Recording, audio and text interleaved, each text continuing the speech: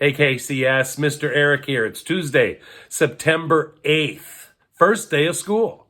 You know, for so many of us, we haven't been together since March 13th of last school year. Wow, that is a long time.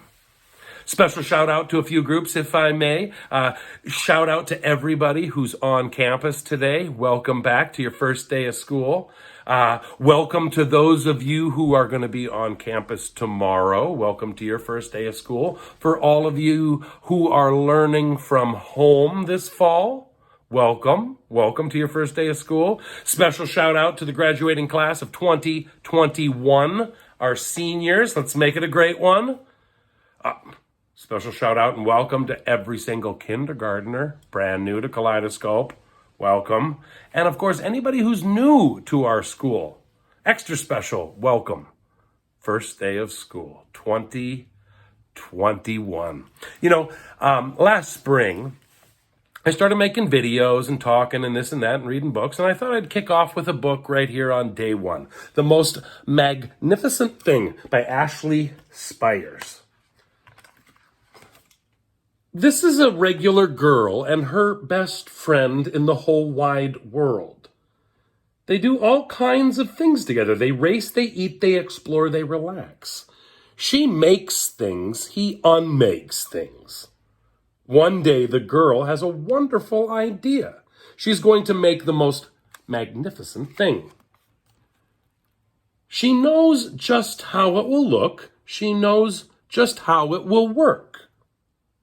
All she has to do is make it, and she makes things all the time, easy peasy. First, she hires an assistant. Next, they gather their supplies. They set up somewhere out of the way and get to work. The girl tinkers and hammers and measures, while her assistant pounces and growls and chews. When she's finished, she steps back to admire her work. She walks around one side. Her assistant examines the other side. It doesn't look right. Her assistant picks it up and gives it a shake. It doesn't feel right either. They are shocked to discover that the thing isn't magnificent or good. It isn't even kind of, sort of, okay. It's all wrong. The girl tosses it aside and gives it another go. She smooths and wrenches and fiddles. Her assistant circles and tugs and wags. When she's finished, she stands up and takes a long look at it. Her assistant gives it a nudge with his paw. This thing is still wrong. And she decides to try again. The girl saws and glues and adjusts. She stands and examines and stares. She twists and tweaks and fastens.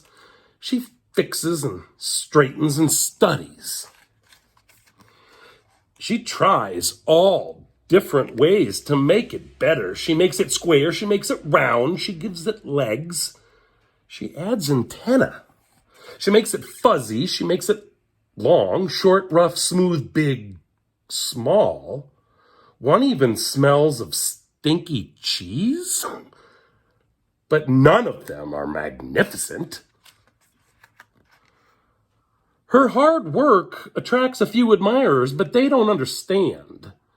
They can't see the magnificent thing that she has in her mind. She gets mad. The angrier she gets, the faster she works. She smashes pieces into shapes. She jams parts together. She pummels the little bits in. Her hands feel too big to work, and her brain is too full of all the not right things. If only the thing would just work. Crunch.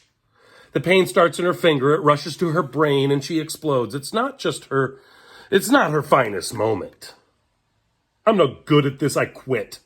Her assistant suggests a walk. It's not much help at first, but before long, she starts to feel different. Bit by bit, the mad gets pushed out of her head. As they stroll along, she comes across the first wrong thing she made. The bad feelings are about to start all over again. Then she notices something surprising. There are some parts of the wrong things that are really quite right. The bolts on one, the shape of another, the wheel to seat ratio of the next. There are all sorts of parts that she likes. By the time she reaches the end of the trail, she finally knows how to make the thing magnificent. She gets to work. She works carefully and slowly, tinkering, hammering, twisting, fiddling, gluing, painting. Her assistant makes sure there are no distractions. This guy's coming in saying, "This thing is perfect thing to ward off bears. This will stop leaks." This little boy goes, "This one's wet." That afternoon fades into evening. Finally, she finishes. She alerts her assistant. The pair take a good long look. It leans a little to the left, and it's a bit heavier than expected. The color could use a bit of work too, but it's just what she wanted. They climb aboard and take it for a spin. They are not disappointed. It really is the most magnificent thing. Is this school year going to be the most magnificent thing? Well, I guess that's really up to each and every one of you. I know your teachers have been tinkering and hammering and adjusting. Are we going to need to make changes as we make it through this year together? I bet you we will. Man, am I excited. I hope you are too. As I said last school year, hug the ones you can, call or text the ones you can't, and, of course,